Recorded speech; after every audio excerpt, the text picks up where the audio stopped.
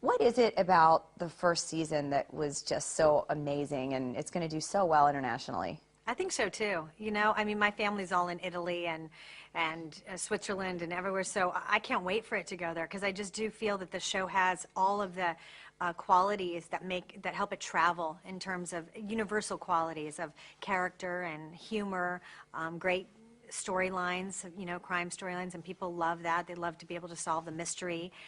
We have such wonderful characters on the show. Corsack's hysterical, and Lorraine Bracco. Like there's a great chemistry and vibe amongst everybody, and I think that that's what people respond to.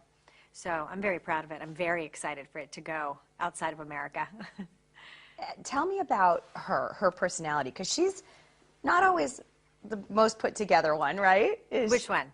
Your character. Oh, Dr. Isles? Yeah. She's not the most put together? Well, What do I you mean, mean? as far as, isn't really kind of the more like, I don't want to use the word ballsy, but Yes. I don't Yeah. know, they're just very different. The two of their personalities are very different. They're very different. She's put together, I think, you know, Maura is put together in terms of her exterior. I think that she's, you know, she dresses well and she's very organized and all of that. But, you know, she's very quirky and eccentric. You know, emotionally speaking, she's socially a little uncomfortable, and she has a lot of facts going through her brain, a lot of medical terminology, and, you know, so she's a brainiac.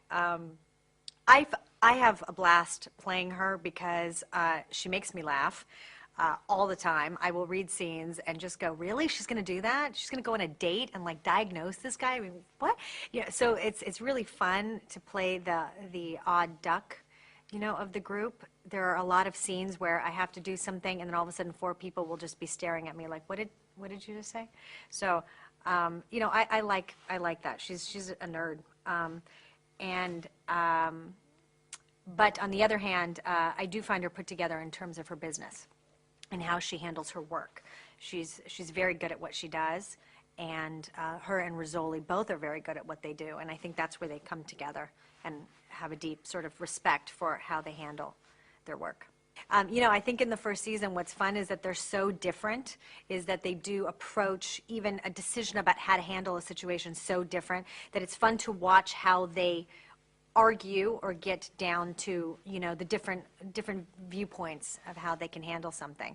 To me, that's some of the fun part of the show, is getting to do that stuff with Angie. It's really fun.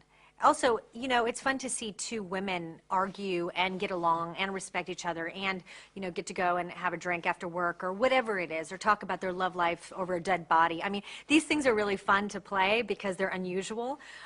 So I have a good time doing that. And I didn't know it was based on books. I mean, a book. Yeah. I didn't know that. They're great books, as a matter of fact, and you should read them because they're a little bit, they remind me of like The Girl with the Dragon Tattoo, if you've read those books. Tess Gerritsen is an incredible writer, and she comes from a medical background. She's a doctor, but she was always in love with horror movies and thrillers and mysteries, so she started to write.